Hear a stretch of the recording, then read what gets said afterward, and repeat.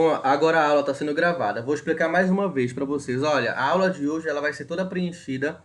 Todo o tempo dele vai ser preenchida essa aula. Então, como que vai ser as atividades de vocês? Vocês vão assistir a aula comigo agora, que vai ser sobre o México, aspectos ambientais e aspectos sociais. Vai ser, tá? E depois vai ser a introdução do conteúdo sobre placas tectônicas. Sobre as placas tectônicas, terão duas atividades, sendo que vocês terão que executar no caderno. Eu vou mandar para vocês no grupo, porque está em PDF. É só para reproduzir, não tem nada de tão difícil assim. É só para você pegar o que está no PDF e colocar para reproduzir, tá? E vocês terão também que responder algumas questões no Forms e no plural, maestro, tá? Então, até o tempo de vocês, que é até 12h50, vocês irão estar fazendo essas atividades. Dá tempo porque eu planejei justamente para dar nesse tempo que está disponível da aula de vocês hoje, tá? Então, sem mais delongas, vamos aqui para a aula de hoje, começando, onde que eu vou falar sobre o México. Eu vou compartilhar a tela com vocês para que vocês possam dar essa verificada, tá? Vou compartilhar a tela e vocês vão assistir junto comigo. Olha só. Nós temos aqui a bandeira do México, tá? Essa bandeira do México a gente já estudou aquela vez passada, o que significava a questão do gavião pisando numa serpente, né? A gente já viu isso lá na questão dos astecas. Essa parte do México é uma complementação daquele que tem lá no livro de vocês. Só que no livro de vocês está muito resumido, mas muito resumido, muito, mesmo de verdade. E aqui eu vou deixar para vocês um pouco mais explicado de uma forma também resumida, porque a gente sabe que para falar de um país não cabe em apenas uma aula. Então vamos lá. Então, falando sobre a questão da geografia do México, eu quero que vocês entendam que toda essa parte aqui que vocês estão vendo colorida tanto em rosa como em azul, essa parte vermelha, parte em verde, e essa região aqui que hoje pertence aos Estados Unidos, mas que há 2 séculos atrás pertencia ao México, então eu quero que vocês analisem o seguinte. Atualmente, o México é essa parte aqui em verde, mais essa parte em azul, atualmente. Mas no passado, até 2 séculos atrás, nós tínhamos toda essa região aqui sendo o país chamado de México. Então imagine que essa área aqui em cima do México, acima da parte verde, os Estados Unidos conquistou através de guerras.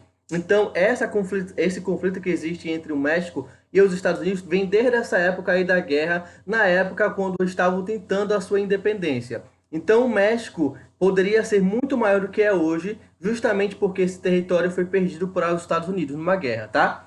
Então, a parte mais básica do México é o seguinte: o nome do país se chama Estados Unidos do México. Assim como existe também Estados Unidos da América, existem os Estados Unidos do México. A gente fala de México, mas porque pelo fato que é mais conhecido por esse nome. Mas quando a gente fala sobre Estados Unidos do México, esse é o nome oficial do país mexicano, tá bom? O México, oficialmente Estados Unidos do México, é uma república constitucional federal localizada na América do Norte, como a gente já viu na aula passada. O país é limitado ao norte pelos Estados Unidos, ou seja, quando eu pego aqui na cartografia, como eu falei para vocês, eu ensinei para vocês, ao norte, essa parte aqui em cima, tá? Então, no norte do México, você vai ter os Estados Unidos.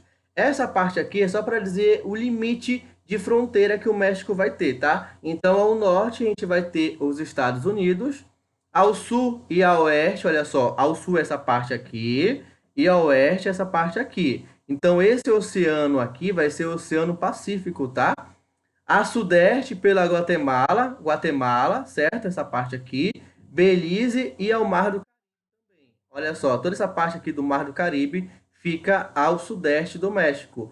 E a leste, o Golfo do México, que é essa parte mais arredondada aqui do México, tá? Que é onde acontece os furacões, Katrina, por exemplo. Acontece bem aqui no Golfo do México. Então, basicamente, o México, geograficamente localizando ele, vai estar na América do Norte. Ao norte do México vai estar os Estados Unidos. Ao oeste e ao sul do México vai estar o Oceano Pacífico. Ao sudeste vai estar Belize e Guatemala com o Mar do Caribe. E a leste vai estar o Golfo do México, tá bom? É bem básico, bem simples, só para vocês se localizarem.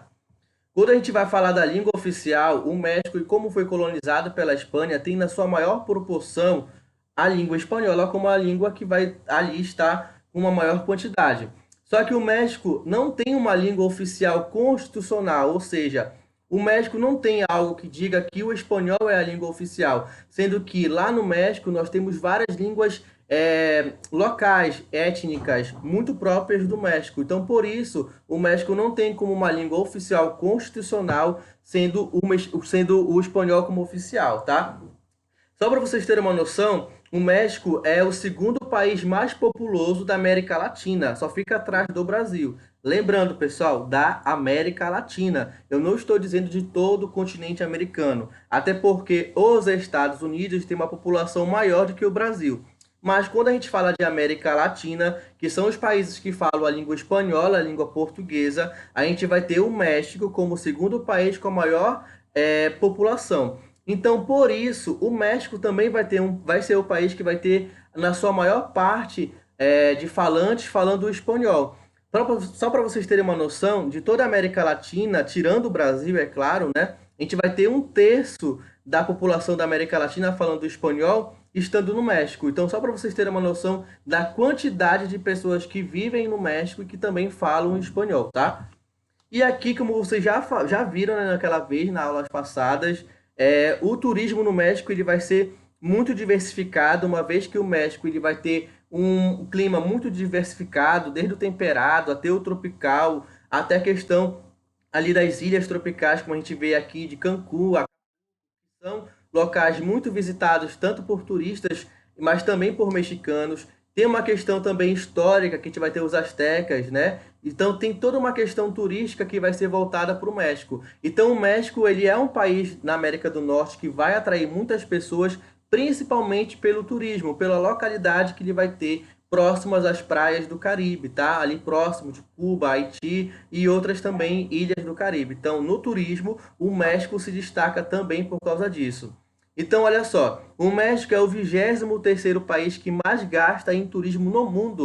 Então, vocês imaginam, 23º, então isso vai ser a posição 23 do país que mais gasta, que mais investe em turismo no mundo. E é o maior da América Latina, ou seja, o México ele tem um investimento no turismo muito maior do que o Brasil. Mesmo o Brasil tendo aí praias nordestinas bem atraente, você tem aí as florestas da floresta amazônica, vocês têm cachoeiras, tem o cerrado, Pantanal. Então, no Brasil também tem uma grande diversidade natural que poderia atrair o turismo. Só que nós sabemos que no turismo o Brasil não vai investir tanto como no México. O México é o país que mais investe na América Latina em relação ao turismo, tá certo? Aí a grande maioria dos turistas que vão para o México são justamente os outros dois países que formam a América do Norte. Quais são os outros dois países que formam a América do Norte? A gente vai ter os Estados Unidos e o Canadá. Lembrando que a América do Norte vai ser formada por três países. Canadá, de cima para baixo, tá? Canadá, Estados Unidos e México. Sendo que desses três países, o país mais pobre vai ser o México. A gente chama inclusive de primo pobre da América do Norte, que é onde a gente vai ter vários conflitos, a gente vai ter guerrilha, a questão de vendas de drogas, tá chegando gente quem é atrasado, tá? Então a gente vai ver aí, pessoal, tá aparecendo a tela para vocês? Só aí, por favor. Tá? Beleza. Então a gente vai ver aí também outros visitantes vindo da Europa e da Ásia para conhecer o México, justamente por essas questões turísticas ambientais que o México oferece, tá? Então aqui a gente vai ter um exemplo de uma imagem do turismo no México. A gente vai ver praias desérticas, praias com areia fina, branca e água cristalina, tá? Justamente porque o México vai estar aí um país que vai ter tanto a saída para o mar do Oceano Atlântico, mas também para o Pacífico, né? Então, ao contrário do Brasil, ele tem essa saída para os dois oceanos. Já o Brasil não, o Brasil só tem saída para o Oceano Atlântico. E isso que favorece o México, inclusive, ser a segunda maior economia na América Latina, só atrás do Brasil. Porque o México vai ter um vínculo econômico muito forte com os Estados Unidos, com a Europa, já que vai ter saída para o mar, para o Oceano Atlântico, e também para a Ásia, já que tem saída para o Oceano Pacífico, tá? Então, o México tem essa vantagem que o Brasil não tem, de ter saída para dois oceanos.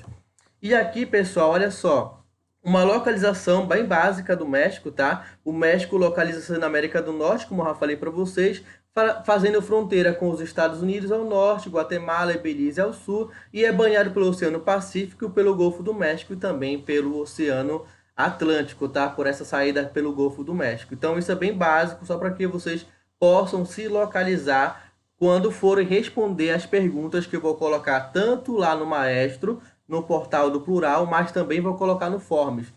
Tudo que eu colocar aqui, pessoal, eu vou fazer perguntas, tá? Então, vocês podem anotar, vocês podem pedir para eu pausar para vocês anotarem, tá? Não tem problema, ok?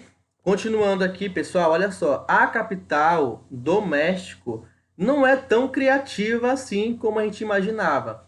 A capital do México se chama Cidade do México. Então não tem como esquecer o nome dessa capital. Inclusive a do Brasil, né, que é Brasília, que é muito semelhante com o nome do próprio país. Então a capital do México se chama Cidade do México, ok? E essa Cidade do México, ela guarda muitas riquezas culturais, porque desde quando o México foi colonizado pela Espanha, essa região muito mais central, que fica na Cidade do México, que é a capital, guarda várias relíquias espanholas. Então teve aí muitos conflitos espanhóis, teve aí também a questão da independência do México. Então a Cidade do México, ela tem toda essa questão histórica, ao contrário da nossa capital, que é Brasília. A nossa capital Brasília, ela tem cerca de 55 anos. Então ela é muito jovem. Sendo tão jovem assim, não consegue ter tanta história guardada como a Cidade do México, que desde quando ela foi colonizada, no caso a Cidade do México, a gente consegue ter ela como a capital do próprio país, tá bom? Então, olha só, além da Cidade do México, outras cidades são muito importantes também, como Guadalajara, Monterrey, Tampico, Veracruz e Mérida, tá? Essas cidades, elas são muito importantes no México. E aqui, pessoal, eu quero que vocês façam essas anotações. Como eu falei para vocês, quando a gente vai analisar o mapa, a gente primeiro analisa o título do mapa. E o título do mapa, nesse caso aqui, é México Áreas Industriais. Quando a gente quer saber o que significa cada símbolo desse mapa, a gente tem que olhar para onde? Para a legenda. E a legenda fica sempre nessa parte aqui no cantinho do mapa. A legenda, cada símbolo desse significa algo da legenda. Para eu saber o que significa, basta eu ler a legenda. Então, essa aqui, por exemplo, deixa eu ver, tá chegando alguém. Chegou a Letícia. Quando eu coloco aqui, deixa eu ver aqui. Tá aparecendo aí para vocês o mapa? Sim ou não? Tá, beleza. Então, quando eu quero saber o significado de algum símbolo do mapa, basta eu olhar para a legenda. Então, percebam, por exemplo, que nesse mapa vão ter tipo umas porcas, um parafusozinho, né? Se eu quero saber o que significa, basta eu vir para a legenda que eu vou saber o que significa. Então, esse mesmo símbolo vai estar bem aqui, ó, que significa indústria metalúrgica. Então, onde você vê esse símbolo dessa porca, você vai ver, inclusive, as indústrias voltadas para a metalurgia, tá? Quando a gente olha essa gotícula aqui, a gente vai ver onde que tem essa gotícula aqui, ó. Gotícula mais escura, vai estar por aqui, ó. Significa o quê? Indústria, perdão, petróleo, né? Então, nessas regiões aqui, próximo ao Golfo do México, você vai ter aí a exploração de petróleo. Mas aonde que eu quero chegar que eu pedi para vocês anotarem? Eu quero que vocês anotem os lugares mais industriais do México. Olha só, as áreas mais industriais são essas que aparecem um pouco mais em formato lilás. Olha, área mais industrializada. São 3 áreas mais industrializadas no México. Quais são elas, professor? Já está aqui o nome para vocês. Eu vou ter Monterrey.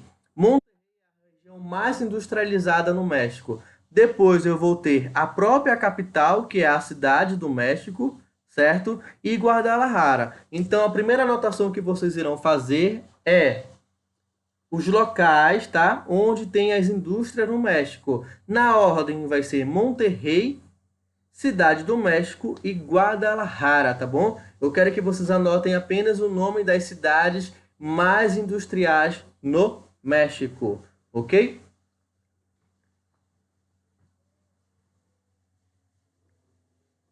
Monterrey, Cidade do México, e Guadalajara, beleza? Então, gente, quando a gente fala de uma região mais industrial no México, a gente tem que entender que essas indústrias no México, elas não são indústrias voltadas para tecnologia ou pesquisa. Pelo contrário, essas indústrias são indústrias poluidoras que os Estados Unidos e o Canadá não querem poluir seu meio ambiente, ou seja, eu tenho uma empresa que vai explorar muito minério de ferro, vou ter uma empresa que vai explorar água, vai explorar petróleo, vai poluir o ar, vai poluir o solo e a água. Então, como eles não querem fazer isso no seu território, sabe o que eles fazem? Eles pegam as empresas, criam filiais no México e o México, como precisa de emprego, geração de renda, eles acabam criando essas empresas lá. O México aceita porque sabe que precisa para melhorar a sua economia e essa poluição, em vez de ficar no Canadá e nos Estados Unidos, começam a agravar os problemas ambientais no México.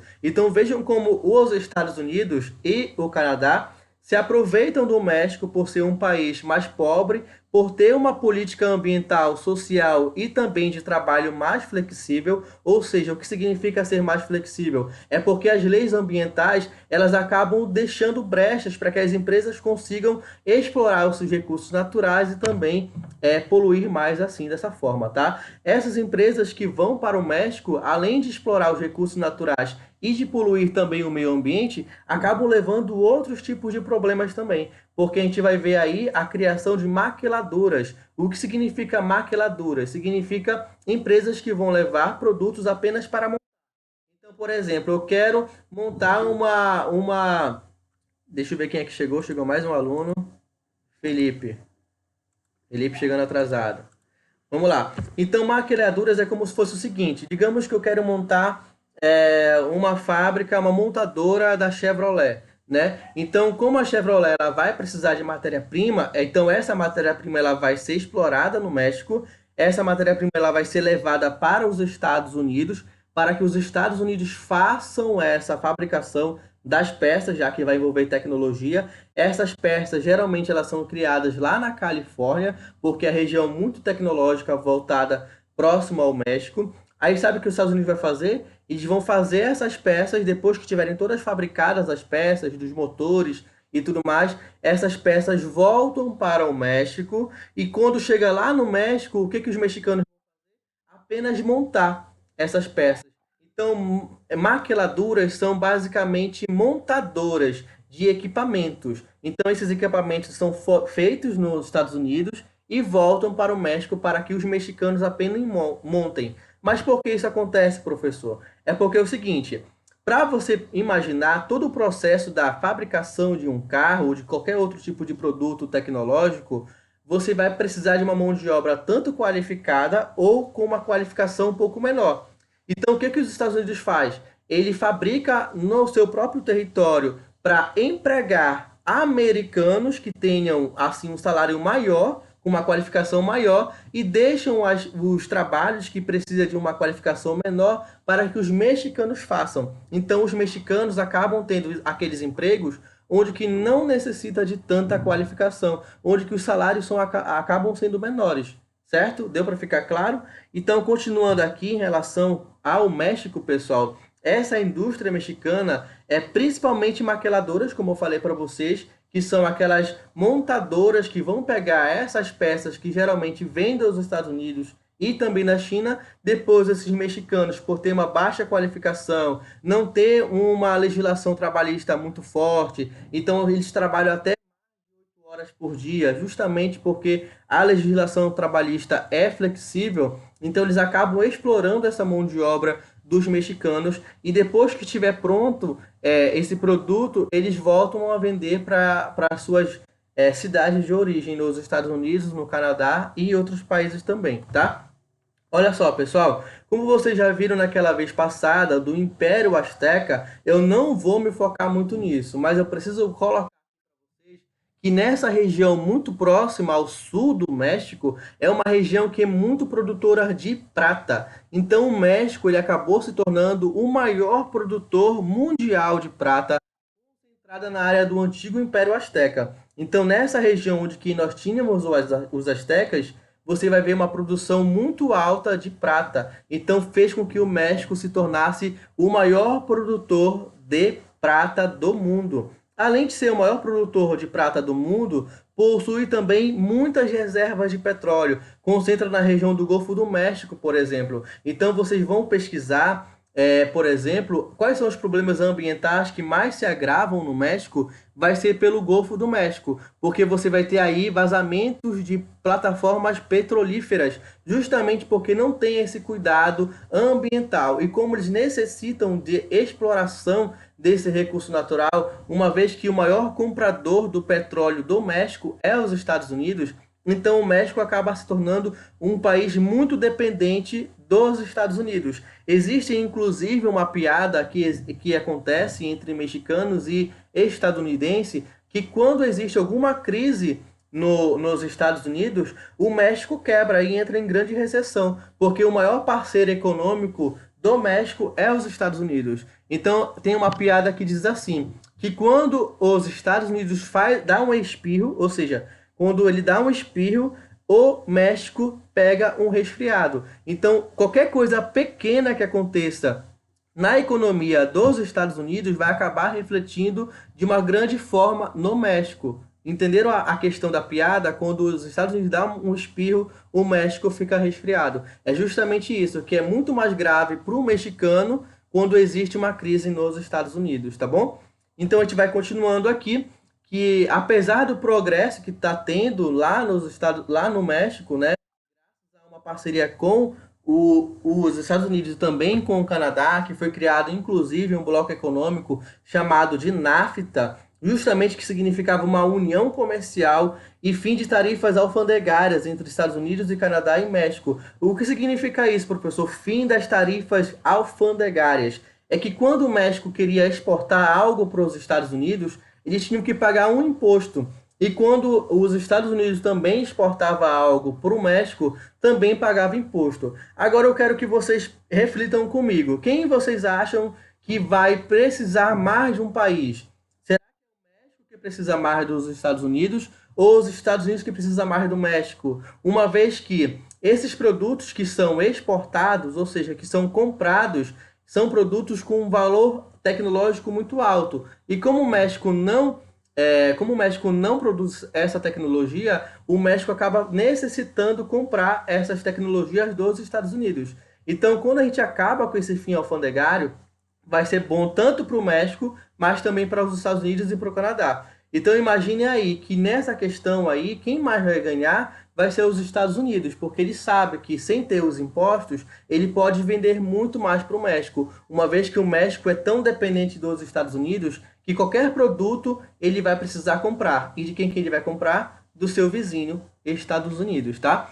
Então, o país ainda apresenta alarmantes desigualdades sociais, regionais. O sul do México, por exemplo, ele é muito mais pobre que a região central e a região do nordeste do México. Então a gente vai ter aí uma desigualdade social no México, assim como também existe no Brasil. Que a gente vai ver no Brasil, por exemplo, uma desigualdade social e econômica muito voltada para a região Nordeste e região Norte. Inclusive, a região Norte é muito mais pobre, é muito mais desigual do que a região Nordeste. Porque se a gente for pegar os estados da região Nordeste, ver os índices sociais de acesso à educação, acesso ao saneamento básico, a região Nordeste está muito melhor do que a nossa região aqui, tá bom? Então, além dessa questão do México ser uma desigualdade social entre o Sul ser mais pobre, destacando o estado de Chiapas, então o estado de Chiapas, que é esse bem aqui verdinho no mapa de vocês, é um estado muito pobre no México. Tão pobre que lá foi criado um movimento separatista, que é o Exército de Guerrilha, que vai justamente, é como se fosse um poder paralelo que estivesse guerrilhando com o governo. Então a gente vai ter nessa imagem aqui, ó, que vocês vão ver aqui, o exército guerrilheiro, que não é o exército do próprio país mexicano, é um exército que foi criado justamente para guerrilhar, para ver se consegue benefícios e combatem a pobreza nessa região, tá bom?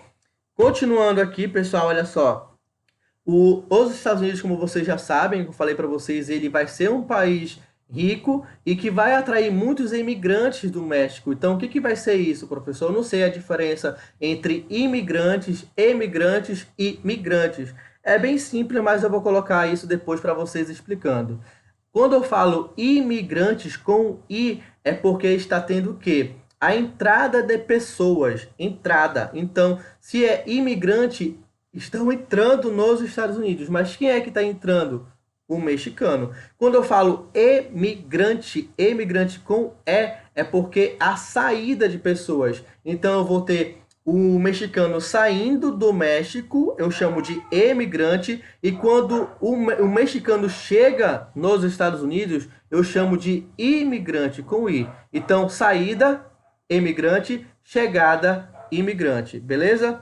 E o processo nesse processo de saída até chegada, eu chamo de imigrante, só de imigrante. É esse percurso que ele vai estar percorrendo, tá? Então, o México, ele vai ser um país que vai mandar muitos imigrantes para os Estados Unidos e vai criar muitos conflitos com os próprios americanos. Por quê? Quando o mexicano ele vai para os Estados Unidos, ele acaba se empregando em empregos que antes os estadunidenses tinham como opção. Então, acaba tendo um conflito entre estadunidenses e mexicanos porque vai ser criado aí uma xenofobia. O que é xenofobia? É a aversão ao que é de fora, ao que é diferente. Então vão passar por preconceitos, vão pegar empregos que vai ser para ser vendedor de lanchonete. Então a gente vai ver isso várias vezes em vários seriados, filmes que são criados nos Estados Unidos, colocando o mexicano sempre como segundo escalão, sempre como uma pessoa com um emprego inferior a um estadunidense, tá? Então, por exemplo, aqui, ó, o que explica a ocorrência de grandes cidades na fronteira com El Paso, Ciudad Juárez, Tijuana, colada a San Diego. Ou seja, a gente vai ver lá na fronteira com os Estados Unidos cidades crescendo justamente por essa proximidade com os Estados Unidos. Só que acontece uma outra questão também, que a economia ela fica fortemente dependente da norte-americana. E os Estados Unidos acabou criando um muro para dividir os dois países. Como nessa imagem que a gente vê aqui, ó, as pessoas tentando pular o muro, tentando entrar nos Estados Unidos ilegalmente, justamente porque no seu país passa por problemas sociais, por problemas econômicos. Então acabam tentando passar por esse muro para viver o tão sonhado sonho americano, que é aquela questão da prosperidade, uma vez que os Estados Unidos trabalham com o dólar é cerca de 10 vezes mais do que uma moeda mexicana. Então a gente vê que o dinheiro mexicano é um dinheiro muito desvalorizado se for comparado com o dólar. Então essa imigração, olha só, em massa, ou seja, é mais de milhões de pessoas que vão tentar passar nessa fronteira através desse muro que foi criado entre os Estados Unidos e o México. É uma segregação socioespacial, tá bom? Tensão entre os dois países. O governo estadunidense, mesmo precisando muito da mão de obra mexicana, principalmente nas fazendas de fruta da Califórnia e com empregados domésticos da construção civil, tá? Então, mesmo precisando dessa mão de obra, no restante do país está construindo um muro na fronteira para conter este movimento. Então, enquanto a Califórnia precisa de mão de obra mexicana para trabalhar na lavoura, na questão das frutas, né? Mas em outras partes dos Estados Unidos com o México, que tem fronteira, eles criaram esse muro. E bem aqui embaixo eu coloco uma imagem de uma charge. Ou seja, o que significa uma charge? É como se você estivesse fazendo uma chamada, uma crítica social, mas com um pouco de humor. Então vamos ler a charge. A charge está em espanhol. Mantenha la distância, ou seja, mantenha a distância. Você vai ter de um lado prédios, você vai ter a bandeira norte-americana, você vai ter o símbolo da McDonald's, né? Ou seja, e bem no muro você vai ter uma pessoa que vai estar vendendo esse produto para o mexicano. Só que o produto pode ter acesso a esse produto, mas não pode viver nesse território, tá? Então você vai ter aí uma charge que vai fazer uma chamada social com um pouco de humor também.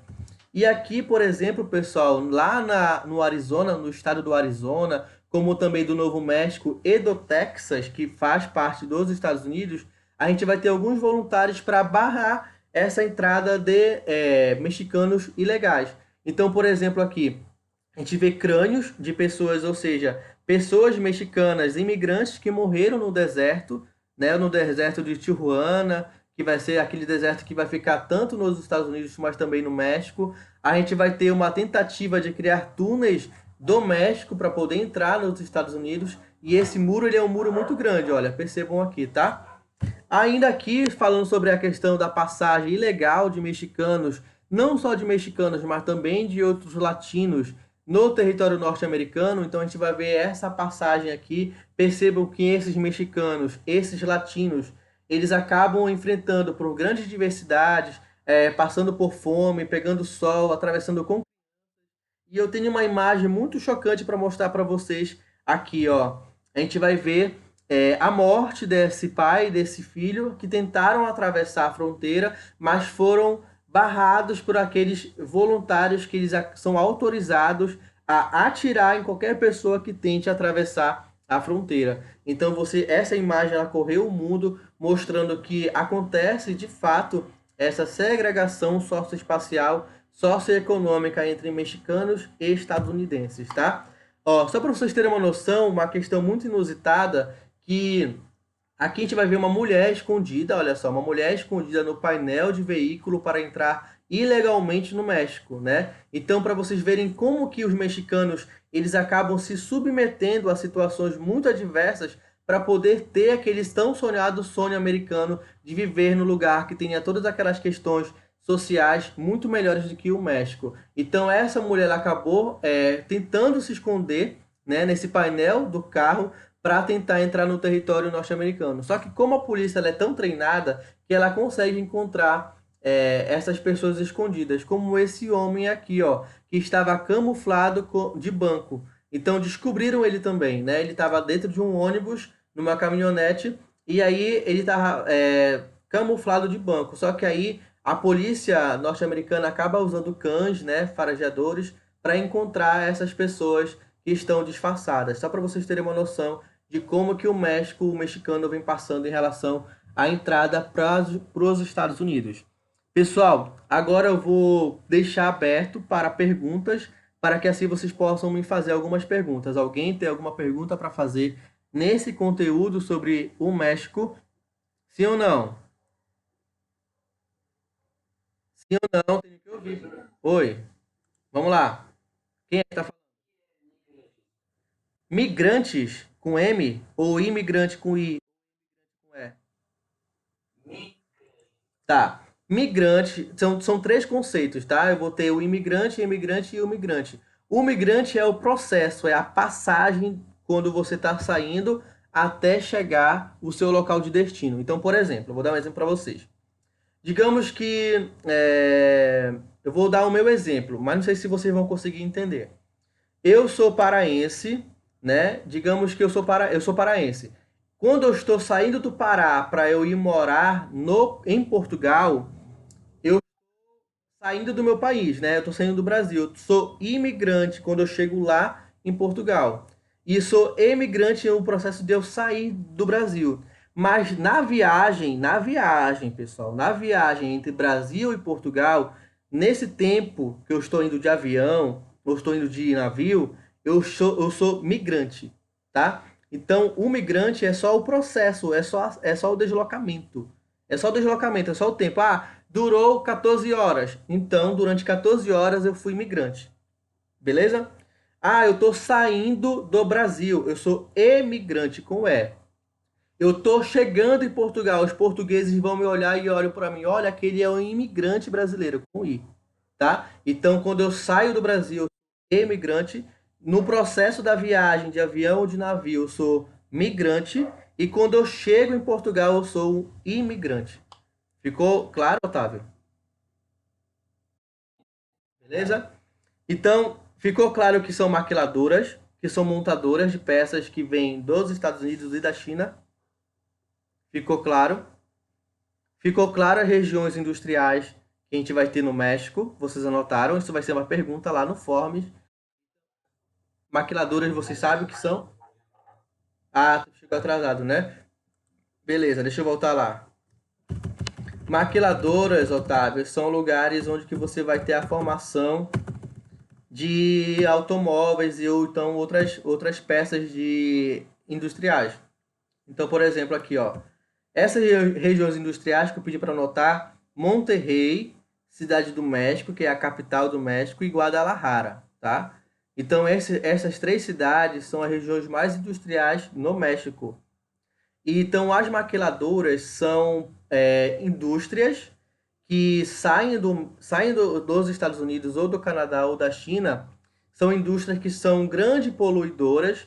E como esses países, qual países? Canadá e Estados Unidos, não querem poluir o seu território, o seu meio ambiente, tanto o ar como o solo, a água, o que eles fazem? Eles levam essas empresas poluidoras para o México, porque o México é o primo pobre, é o país que precisa de indústria para poder ter geração de emprego, porque uma das desculpas do mexicano imigrar para os Estados Unidos é porque não tem geração de emprego no México. Então, uma forma que os Estados Unidos criou para dar desculpa vai ajudar o México a crescer economicamente é levando essas empresas para o México e gerar emprego. Só que ele não vai levar empresas que vão gerar emprego de alta qualificação, de alto rendimento. Eles vão levar empresas poluidoras, é claro. Eles vão levar poluidoras que vão poluir o meio ambiente, como a chaminés, que vão poluir o ar, empresas que vão explorar o petróleo, que vão explorar os minérios de ferro, que vão explorar a água, como a Coca-Cola, né? Porque você tem a Coca-Cola, que é uma empresa norte-americana, que a matéria-prima mais utilizada da empresa é a água, né? Porque é líquido, você vai beber a Coca-Cola. Então, as empresas de refrigerante vão explorar a água, que é uma matéria-prima, que é um recurso natural. Então, as maquiladoras nada mais são do que empresas poluidoras, que são geralmente dos Estados Unidos, do Canadá e da China, mas agora eu estou focando só na América do Norte, né? Então, são empresas do Canadá e dos Estados Unidos que vão para o México apenas de levar empresas que vão poluir e empresas que vão pegar peças e vão montar. Aí eu dei o exemplo da Chevrolet, por exemplo, que é uma empresa que é de carro, né, automóveis, que vai fazer o quê? Lá na Califórnia, que é um estado que é muito rico, que faz fronteira com o México, eles vão ter todos aqueles empregos voltados para tecnologia, softwares, de outros empregos que vão envolver tecnologia. E o que eles vão fazer? Eles vão criar essas peças de carro, né? Painel, motores. E o que eles vão fazer? Eles vão pegar essas peças depois de criadas, vão levar para o México e o mexicano vai apenas montar, ou seja, apertar parafuso, tá? Então isso acontece também na Zona Franca de Manaus. A Zona Franca de Manaus, que fica na capital do Amazonas, elas são chamadas também de maquiladoras. Ou seja, aqui no nosso caso, no Brasil, onde existe maquiladoras é em Manaus, na Zona Franca, porque as peças são criadas em São Paulo, essas peças são levadas de avião para Manaus. Quando chega em Manaus, as montadoras, né, as empresas de televisão, como a Samsung, eles vão pegar essas peças das TVs e vão montar. Ou seja, o emprego que é criado lá em Manaus é de montadoras de equipamento, né? Montadoras de televisão, de carro, de peças de celular. Só que as peças não são criadas lá, são criadas em São Paulo. Então, as peças que são montadas no México não foram criadas no México, foram criadas nos Estados Unidos. E o México só faz montar. Então, são maquiladoras que se chama. Beleza?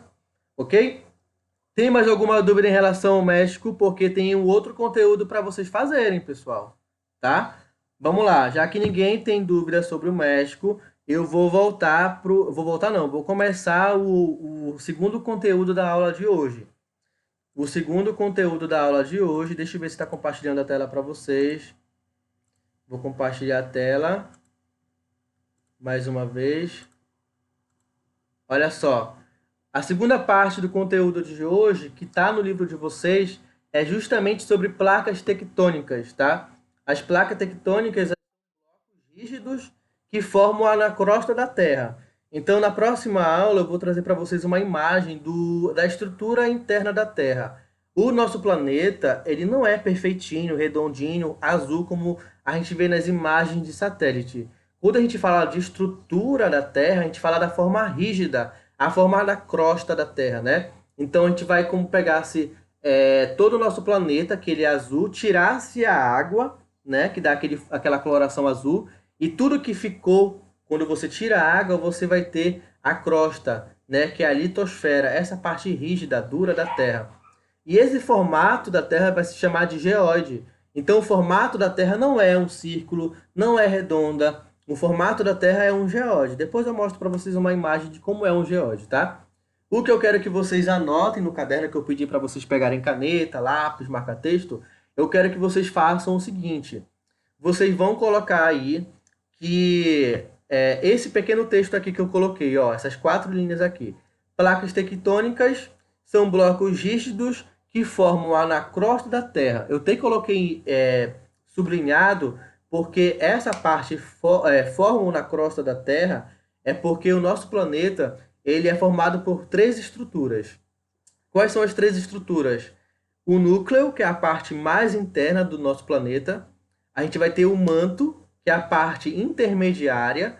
E a gente vai ter a crosta, que é a parte mais superficial. A parte que é rígida, mas ela é a parte mais estreita quando a gente compara tanto com o manto como também com o núcleo. Então, as placas tectônicas, elas estão em cima do manto. E o manto é líquido. Então, como o manto ele é líquido, ele acaba se movimentando. E como a nossa crosta está em cima do manto, então também a crosta acaba se movimentando, né? Que vai ser as placas tectônicas.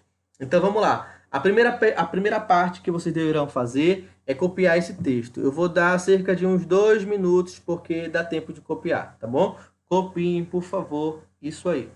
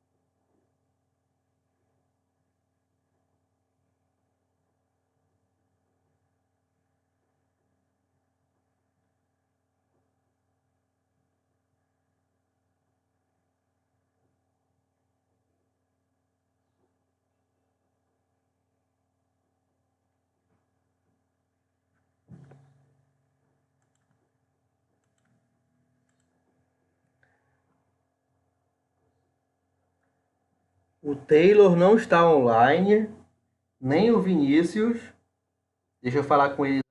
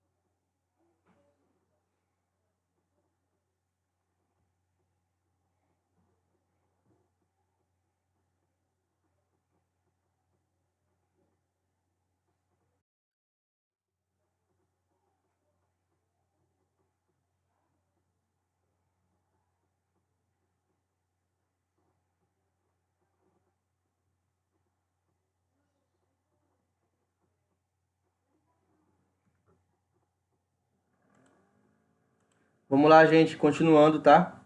Então, as placas tectônicas, elas vão ser blocos rígidos, tá? Que vão estar sobre o manto. Como o manto ele vai estar numa forma líquida, lembrando que o manto são vários metais derretidos, como ferro, manganês.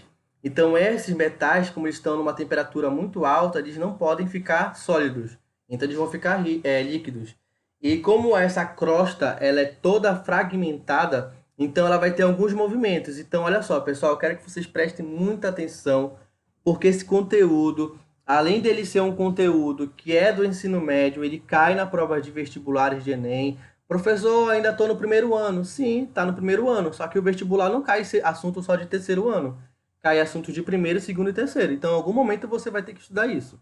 E nada melhor do que estudar agora, tá? Para aprender e não sair da cabeça depois. Então, a gente vai ter aí esses blocos rígidos que vão estar sobre o manto, e o manto, como está líquido, ele vai estar se deslocando de um lugar para o outro. Beleza? Olha só, as placas tectônicas são grandes blocos rochosos, como eu falei para vocês, semi-rígidos, que compõem a crosta da Terra, né, terrestre. A Terra divide-se em 14 principais placas tectônicas. Aí eu quero que vocês coloquem justamente isso no caderno de vocês. As principais placas são 14. Depois eu vou mostrar para vocês as imagens, tá bom? Então, anotem. A pergunta seria o seguinte: quantas placas existem?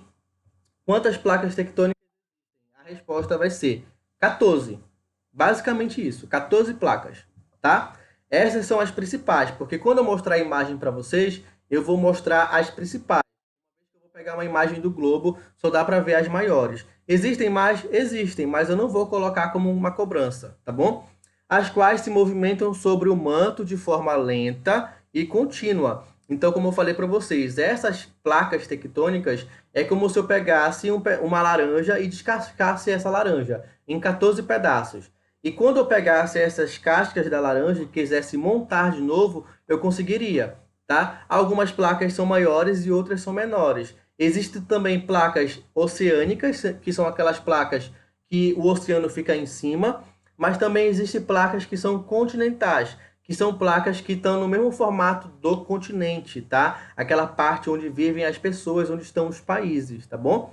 Podendo aproximar-se ou afastar-se umas das outras. Então, a gente vai ter movimentos de placas que vão estar se aproximando e vão ter placas que vão estar se afastando. Então, quando eu tiver placas se aproximando, eu tenho um nome. Quando eu tenho placas se afastando, eu tenho um outro nome. Então, não esqueçam que eu vou mostrar para vocês agora que existe uma classificação para movimentos de placas, tá? Existe uma classificação para placas que se afastam e placas que se aproximam. Isso eu quero que vocês anotem, tá? Então, olha lá. Primeira parte para anotar nessa parte que vocês estão vendo é que existem 14 principais placas tectônicas. Existem movimentos de afastamento e de aproximação. Aí, olha só o que eu deixei para vocês aqui, ó. A movimentação das placas resulta na formação de montanhas, fossas oceânicas, atividades vulcânicas, terremotos e tsunamis. Por favor, coloquem esse pequeno trecho no caderno de vocês. Essas 3 linhas, por favor.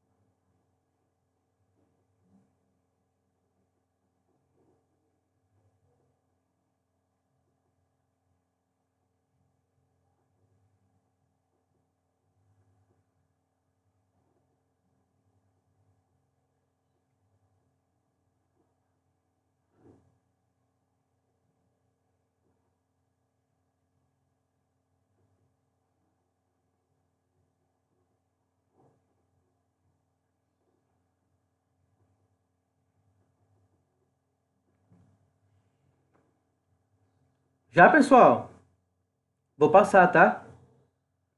Então, olha só, todos esses abalos sísmicos que acontecem, eles são justamente por conta desse movimento que as placas fazem. As placas, elas se movimentam de duas formas, elas se aproximam ou elas se afastam, tá? Então, quando o movimento das placas resulta na formação de montanhas, fossas oceânicas e atividades vulcânicas, terremotos e tsunamis. Então, a gente vai ter que entender que para a criação, para o surgimento desses fenômenos, eu vou causar justamente por conta desses movimentos. Então, olha só, eu vou ter a teoria de placas, que foi criada justamente por um estudioso, geólogo, que se chama Alfred Wegener, né? E esse cara, o Alfred, lá no século XX, em 1913, ele apresentou justamente a teoria da deriva continental. No que ele se baseou para poder dizer que antes existia um só continente, que a partir da fragmentação do movimento dessas placas é que foram se surgindo outros continentes. É muito simples, pessoal. Se você for pegar a costa nordeste do Brasil, né, essa costa do Oceano Atlântico do Brasil, você vai perceber que essa parte ela se encaixa muito bem na costa da África. Então faz com que a gente imagine que há muitos anos atrás, há milhões de anos atrás, essa parte da América do Sul, ela se encostava na parte africana. E tem uma outra questão também. Se você for pegar um mapa da África, você vai ver que a ilha de Madagascar, ela pertence à África, ela também se encaixava, ela estava junta à África. E também a Índia. A Índia também ela era afastada, ela foi se aproximando da Ásia e formou aí um subcontinente chamado de subcontinente indiano, que depois vocês vão ver também, que eu vou mostrar a imagem para vocês. Então, o Alfred ele criou essa teoria da deriva continental justamente porque afirmava que há milhões de anos as massas da Terra formavam um único supercontinente chamado de Pangeia. Então, a primeira anotação que vocês vão fazer de novo agora vai ser o nome do cara, que é o Alfred, tá? Alfred Wegener, e esse cara, ele criou a teoria da deriva continental, tá? Então, anotem aí o nome o nome do cara, que é o Alfred Wegener. Você vai anotar também que ele criou a teoria da deriva continental e o nome do supercontinente se chamava Pangeia. São essas três coisas: o nome dele, o nome da teoria, que é deriva continental, e o nome do supercontinente. São essas três pequenas coisas que eu quero que vocês anotem aí. Essas coisas que eu peço para vocês anotarem são as perguntas que eu colocarei no Forms, junto com a frequência, que vocês vão responder 12h50. E também vocês deverão responder isso lá no Maestro, que estará disponível para vocês também depois da aula, tá bom? Oi, oi, pode perguntar. O nome, tá, vamos lá. São três coisas. O nome do Alfred Wegener, tá? Alfred Wegener. O nome da teoria que ele criou, que se chama Teoria da Deriva Continental. E a terceira parte é o nome do supercontinente. Qual é o nome? Pangeia, tá? Pangeia. Pangeia é o continente que existia há milhões de anos, que eram todos os continentes que existem hoje, a Ásia, a África, a Europa, a Oceania e a América e a Antártida. Esses continentes se formavam um só, há milhões de anos atrás. E o nome desse continente se chamava Pangeia, tá bom? Beleza? Continuando aqui. Olha só, a teoria das placas tectônicas parte do pressuposto de que a crosta terrestre estava dividida em grandes blocos semirrígidos, ou seja, as placas que abrangem os continentes e o fundo oceânico. Essas placas movimentam-se sobre o magma, impulsionadas por uma forças vindas do interior da Terra. Portanto, a superfície terrestre não é uma placa imóvel, tá? Como era falado no passado. Ou seja, muita gente achava que o planeta Terra ele era imutável, ele não se movimentava, mas isso foi debatido e foi concluído com o Alfred, quando ele disse que sim, as placas se movimentam.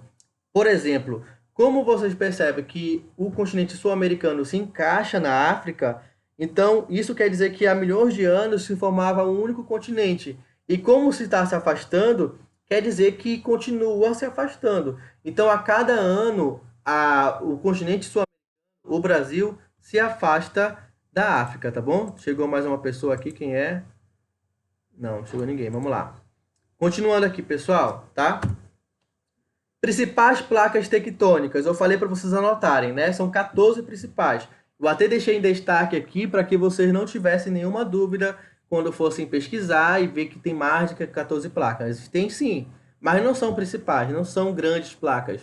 Eu quero destacar as principais, tá? O planeta Terra é dividido em 52 placas tectônicas, sendo que 14 são principais e 38 menores. Então você soma 38 mais 14, 52. Mas eu quero que vocês saibam que eu quero que anotem que são 14 principais placas tectônicas, tá? Como, por exemplo, de placas principais, podemos citar a placa sul-americana, que é onde está o Brasil. O Brasil está dentro de uma placa tectônica. O Brasil não vai sentir abalos sísmicos justamente porque aonde sente abalo sísmico é nas bordas das placas. Então, onde você vai ver países que estão na borda das placas, como Chile, Japão, Estados Unidos, esses lugares que estão na borda, eles acabam tendo tremores, ou seja, acabam tendo esses abalos sísmicos. Outras placas muito importantes é a placa do Pacífico, a placa australiana, por exemplo, são placas muito importantes. As menores podem ser exemplificadas pela placa do Ande do Norte, placa da Califórnia, placa das Marianas, são placas menores, mas eu não quero que vocês foquem nas placas menores. Foquem nas 14 que eu vou mostrar depois para vocês no mapa, tá? Olha só, tipos de placas, por favor, pessoal, anotem aí. Tipos de placas, eu tenho 3 tipos de placas tectônicas. Lembrando, é tipo de placa, não é movimento de placa, são coisas diferentes. Eu vou mostrar agora tipos de placas, são 3. E depois eu vou mostrar os movimentos de placas, que também serão 3. Não vão confundir, tá bom? Tipos de placas. As oceânicas encontram-se no assoalho oceânico. As continentais situam-se sobre os continentes. E as oceânicas e continentais, né? Que situam-se sobre o continente e no assoalho oceânico também. São 3 tipos de placas, tá? Essas 3. Anotem, por favor.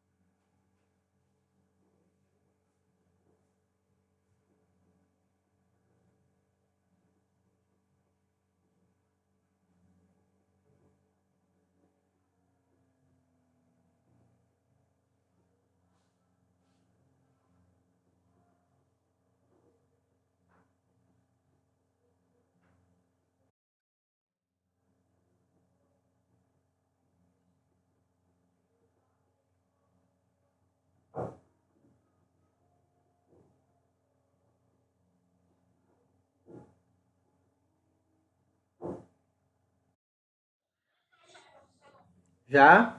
Vamos lá então, pessoal.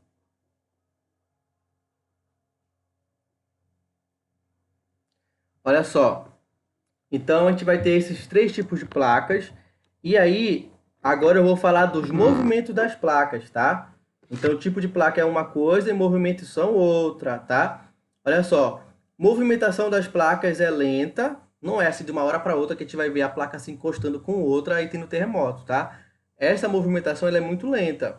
Ela é contínua, ou seja, ela acontece há milhões de anos e vai continuar acontecendo e ocorre no limite entre elas. Então, esse movimento elas vão ser entre os limites entre elas, tá? Esse deslocamento leva bastante tempo e é responsável por diversas transformações e fenômenos que ocorrem na crosta terrestre, como a formação de montanhas, que eu pedi para vocês anotarem, né? Então, a formação de montanhas e de vulcões só acontecem pelo fato de que essas placas se movimentam. Além do terremoto também. O terremoto só acontece porque as placas estão se movimentando. E a aglutinação ou separação dos continentes. Então, quando um continente se junta com o outro, ou ele se separa de outro, justamente porque essas placas estão se movimentando. Se está se afastando um continente do outro, eu vou dar o nome de divergente. Se eu estou aproximando um continente do outro, então vou dar o nome de convergente. Mas não se preocupe que depois eu vou mostrar para vocês anotarem, tá? O movimento de placas tectônicas pode ser laterais, de afastamento e de colisão, tá bom? Então, são 3 tipos de movimentos de placas. Laterais, de afastamento, de colisão. Aí aqui a gente vai ver agora. Olha lá. Limite das placas tectônicas. Eu vou ter os limites das placas tectônicas que correspondem às zonas de encontro entre as placas, ou seja, são as fronteiras ou as margens das placas nas quais ocorre intensa movimentação como atividade sísmica e vulcânica, tá? A gente vai ter aqui o primeiro tipo de movimento. Olha só, primeiro, eu tentei aqui o número 1 para vocês, ó. O primeiro movimento qual vai ser, professor? Vai ser aqui, ó. O movimento divergente, as placas afastam-se uma das outras. Gente, quando eu estou falando alguma coisa e a outra ela discorda, então a gente está divergindo. Então, se eu estou me afastando da ideia da pessoa, então eu estou me afastando dela, eu estou divergindo, então eu estou me separando, beleza? Então, toda vez quando eu colocar uma pergunta, qual é o nome do movimento que separa, que afasta as placas, o nome do movimento vai ser divergente. Beleza? Então, olha só. No movimento divergente, as placas afastam-se uma das outras, formando fendas. Então, imagine que eu estou pegando um pedaço de biscoito, tá? E quando eu quebro esse biscoito e afasto ele, eu estou criando uma fenda entre ele. Então, você vai ver aí que quando eu afasto e crio essa fenda, eu vou formar rachaduras na crosta terrestre. Quando eu faço isso, ocorre o movimento das correntes convectivas ascendentes. Ou seja, imagine que eu estou pegando algo, um biscoito, e eu quebro esse biscoito. Então, quando eu tenho ali no meio do biscoito, do Oreo, por exemplo, pego um biscoito Oreo, tá? E nesse biscoito eu quebro a parte de cima, que é aquela parte mais crocante. Quando eu quebro essa parte de cima e eu tento separar do recheio, vai ficar aquela parte branca do recheio aparecendo, né? Imagine que isso fosse líquido. Esse líquido não ia extravasar, não ia acabar saindo e acabando ficando na parte externa, mais de fora. Então é isso que acontece com o magma também. Só que quando esse magma ele sai, esse fragmento, essa fissura dentro do oceano, como o oceano é água, né? Você vai ver uma solidificação desse líquido. Então o magma acaba sendo resfriado. E quando ele se resfria, ele fica rígido. Só que isso acontece diversas e diversas vezes. Vai chegar que o magma vai se resfriar tantas e tantas vezes que ele vai ficar acima do oceano, ele vai ficar na superfície. E quando isso acontece, vai formar as ilhas oceânicas, como é o caso do Havaí. O Havaí, que é um estado norte-americano que fica lá no Oceano Pacífico, ele foi no surgimento do magma dentro do oceano. Então o magma foi saindo, ele contraía, ele ficava rígido, né? Ele ficava duro por conta que está debaixo da água, então a água vai solidificar. Isso foi acontecendo diversas e diversas vezes, até que esse magma ele ficou tão duro que ele foi ficando acima do nível do mar. Como ele ficou acima do nível do mar, ele virou uma ilha, tá? Isso acontece com várias ilhas oceânicas. Então, o primeiro tipo de movimento divergente é quando você vai ter a separação de placas. Olha só como eu tenho essa imagem aqui, ó. Percebam que eu vou ter uma placa indo para um lado e a outra placa indo para o outro. Elas estão se separando. Quando elas se separam, fica uma fissura, né? Fica algo separado, rachado. E esse magma que está aqui dentro, ele tem espaço para sair. E quando ele sai, ele vai ser solidificado pela água do oceano. Sendo solidificado, ele vai formar as ilhas oceânicas, tá? No movimento divergente, as placas tectônicas afastam-se uma das outras. Beleza? Divergente se afasta, beleza? Há outro tipo de movimento, olha só, essa aqui eu não vou falar, porque senão a gente vai se estender muito. Eu vou para o outro movimento, o movimento convergente. Enquanto o divergente afasta, o convergente ele aproxima as placas. Então, olha lá, o movimento convergente, as placas aproximam-se, chocando-se uma com as outras. Por favor, copiem só nessa primeira parte aqui até esse ponto em seguida, tá? Movimento convergente, ele vai aproximar uma placa da outra. E quais são as consequências disso, professor? O que vai acontecer quando uma placa se aproxima da outra? Vai ter terremoto, né? Vai ter tremor. E isso, além de ter tremores, de dar terremoto, se for no continente, vai ser terremoto. Mas se for no oceano, professor, o que vai acontecer? Aí você vai ter o tremor do assoalho oceânico gerando ondas que vão se tornar, tá? Então toda a região que vai estar próximo a essa tsunami vai ser devastada por isso. Beleza?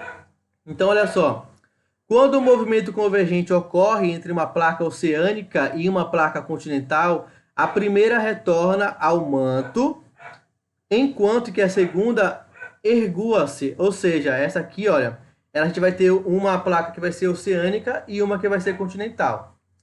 A oceânica, ela vai ser mais densa, então ela vai ir para dentro da placa que vai ser continental. Ó, como vocês estão vendo aqui, ó, tá? Beleza? Olha só. Formando dobras. Isso ocorre porque as rochas das placas oceânicas são mais densas que as rochas das placas continentais. Quando ocorre o choque entre duas placas oceânicas, apenas uma das placas afundará. No caso, a mais densa entre as duas, tá? Quando for duas placas oceânicas. Mas quando for uma placa oceânica e uma continental, a gente vai ver que a oceânica entra para debaixo da continental, tá? Então, olha só, vejam que as setas elas estão se encontrando. Quando se encontram é movimento convergente, tá? Beleza? O movimento convergente, as placas tectônicas aproximam-se, chocando-se uma com as outras. Beleza? E aqui no nosso continente, no sul da América do Sul, né, na placa sul-americana, tem um fenômeno, e eu quero que vocês anotem esse fenômeno. Além de anotar o fenômeno, anotem esse texto aqui, por favor, tá? Esse texto vai te ajudar a responder as perguntas que eu vou colocar para vocês. Enquanto vocês escrevem, eu vou explicar esse texto para vocês. Olha lá. Quando o choque ocorre entre duas placas continentais, não há fundamento das placas, tá? Visto que a densidade das duas é a mesma. Só vai ter afundamento duas placas oceânicas ou se for uma placa oceânica e uma placa continental. Quando for duas continentais, não uma nenhuma afunda debaixo da outra, porque tem a mesma densidade. Ambas sofrem dobramentos, beleza? O exemplo desse tipo de choque foi o que ocorreu entre as placas sul-americana e a placa de Nazca. A placa sul-americana e a placa de Nazca, pessoal, é as duas placas que vai dar origem à Cordilheira dos Andes. Então vamos deixar bem claro aqui. O nome da cordilheira que fica na América do Sul é a Cordilheira dos Andes. Não é a Cordilheira do Himalaia. O Himalaia não fica na América, fica na Ásia, lá na China. Beleza? Lá na China com a Mongólia. É a Cordilheira do Himalaia. Mas aqui na América do Sul, no Chile, na Colômbia, no Peru, na Venezuela. Lembra que a gente fez a separação na aula passada da América do Sul? Tinha América Andina, América Platina, América das Guianas, lembram? A América da Cordilheira dos Andes, por exemplo, a América Andina, são justamente por causa de que tem a Cordilheira dos Andes, certo? E a gente vai ter o terceiro tipo de movimento, que é o movimento transformante, que é essa bem aqui, olha, que é quando eu tenho as duas placas se deslizando uma ao lado da outra, mas em sentidos contrários. Então não vai ter tantos impactos aí de tremores, tá? Então, só lembrando, o primeiro movimento vai ser divergente, o segundo convergente e o terceiro transformante, tá? Convergente, divergente, transformante. São os três tipos de movimentos, tá? Oi. Aqui. Aqui? Não. Aqui, né? Qual o texto? É esse aqui ou o outro? Esse aqui? Tá. Tá, beleza. Tá. E aí, o que acontece, gente? A gente vai ver aí, na questão da América do Sul, a gente vai ter a Cordilheira dos Andes, depois vocês podem até pesquisar, que são cadeias montanhosas que ainda estão em um processo de formação. Porque como as placas estão se chocando, quais são as placas? A placa sul-americana e a placa de Nazca, ó. Tá bem aqui escrito, ó. Placa sul-americana e a placa de Nazca. Como essas placas elas estão se chocando, se aproximando, então elas sempre vão estar formando montanhas. E essas montanhas, vocês vão perceber que elas são com pontas. Se você pegar uma imagem da Cordilheira dos Andes, vocês vão ver que essas cordilheiras elas têm pontas. E por elas terem pontas, significa que elas são recentes.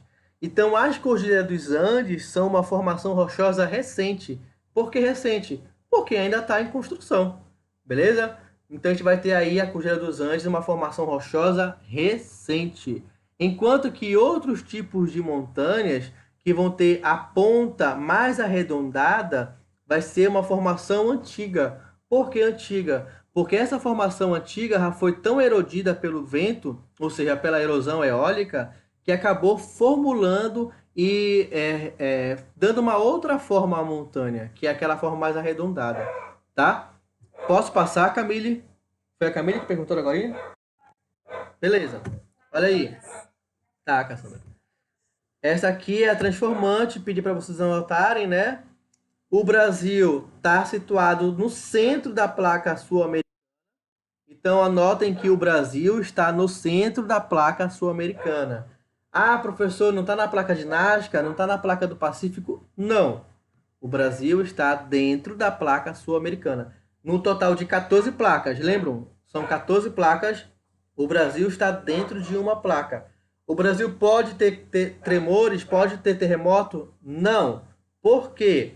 Porque só tem tremores nas bordas das placas. E como o Brasil está no centro da placa sul-americana, não tem perigo de ter terremoto.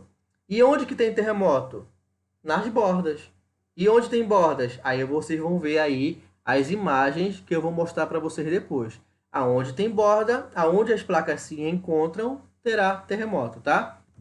Continuando aqui, já para finalizar essa parte sobre placas, eu tenho aqui essas linhas que vocês estão vendo, linhas em preto, vários pontinhos, tá? São as bordas das placas, tá? Então percebam que o Brasil ele está dentro da placa sul-americana, tá?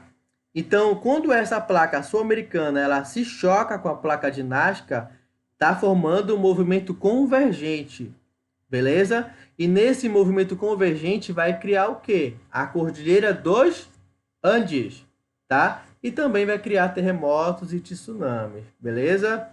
E olha só, para finalizar a aula de hoje, tá? Para vocês poderem fazer a tarefa que eu vou deixar, a tarefa será essa aqui.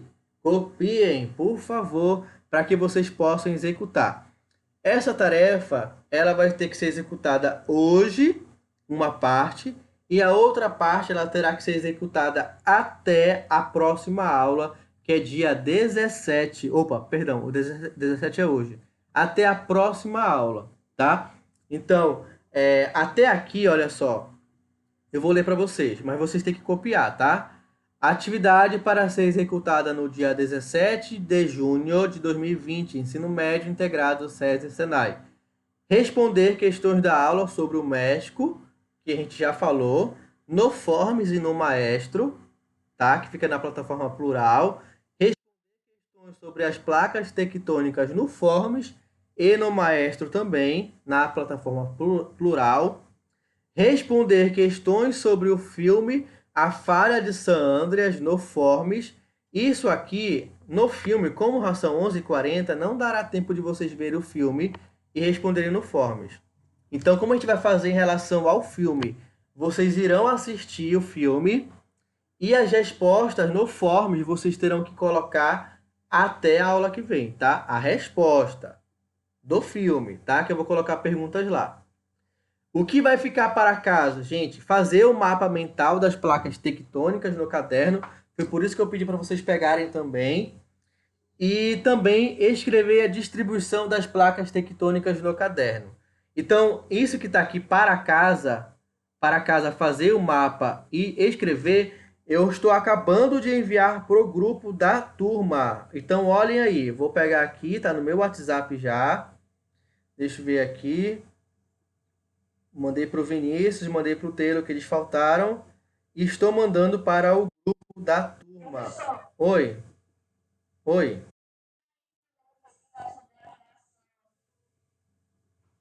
Ah, sim. Pesquisar sobre a relação entre vulcanismo e placas tectônicas. O que uma coisa tem a ver com a outra, né?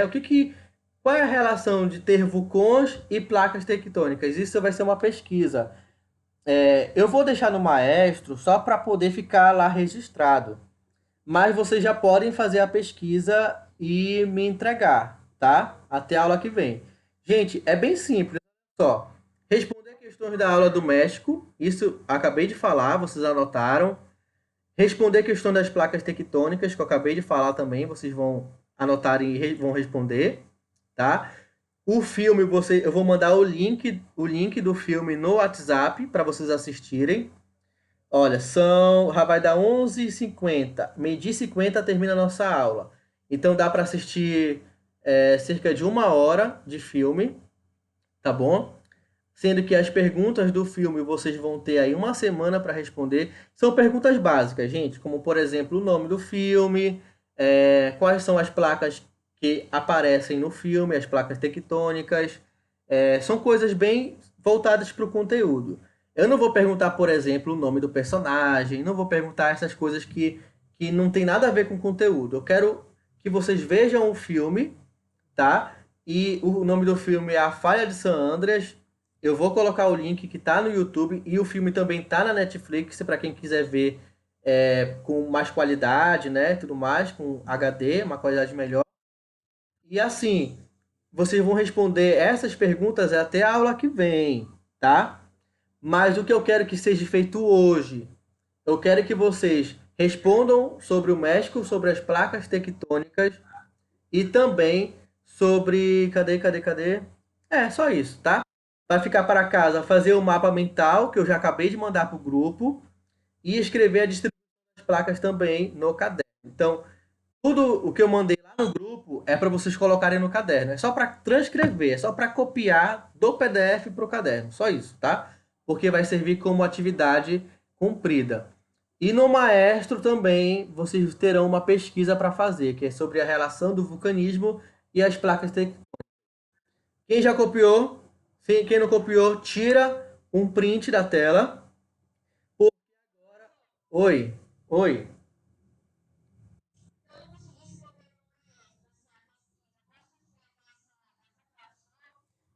Pode sim, tá? Pode sim. Gente, alguma dúvida sobre a atividade? Eu deixei escrita aqui para justamente ninguém se confundir. E aí, querem que eu mande isso aqui lá no grupo também? Hein? Querem que eu mande? Não? Beleza. Então, olha só, pessoal.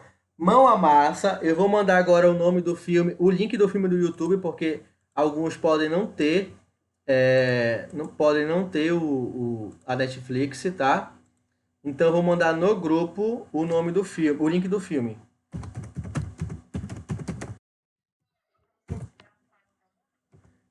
Como? O que foi? Não, não precisa. Não, não precisa, gente. Então, olha só. Eu vou esperar até meio-dia e 50 as perguntas, as respostas de vocês. Meio-dia e 50 não, porque vocês vão ver o filme agora. Eu vou mandar o link, eu vou mandar no form só o nome da frequência de vocês, tá? Só para você preencher o nome de vocês.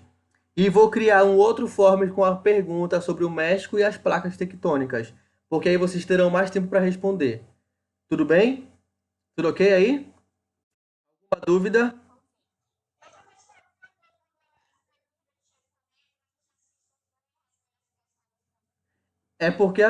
Pode ser também, é porque assim, se você responder as perguntas com o teu nome, você não pode voltar depois para fazer de novo, lembra? Tem que ser enviado no mesmo momento. Eu vou fazer o seguinte, então. Eu vou mandar um link do Forms com as perguntas sobre o México, sobre as placas tectônicas e sobre a frequência de vocês. Enquanto isso, que eu vou ter que colocar as perguntas ainda, vocês assistem um filme, tá bom? Eu já tenho aqui o print da tela de quem estava presente, eu coloco a frequência de vocês de hoje, tá? Então, pessoal, já deixei o link lá no grupo, podem assistir, tá? Quem quiser ver pelo YouTube, tá o link. Quem tiver Netflix, vê pela Netflix também. O nome do filme é A Falha de San Andreas, tá? Vejam o filme e respondam as perguntas até o final da tarde, tá? Então, gente, por hoje é só. Obrigado. Se tiverem dúvida, podem anotar e tirar comigo, tá? Então, até lá, pessoal. Até a próxima aula. Beijo, abraço para todos. Tchau, gente.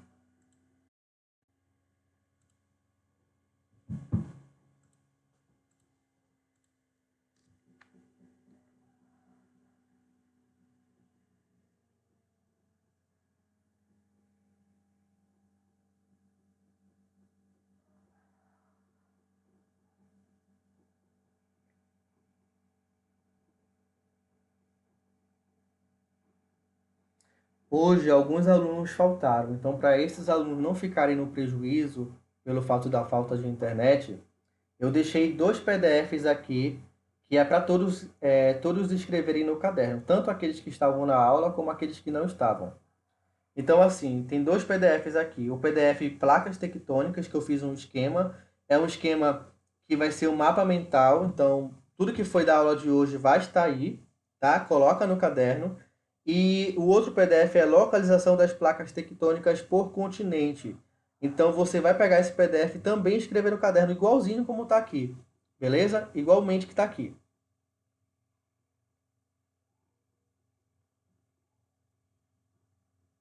A outra parte da atividade vai ser qual?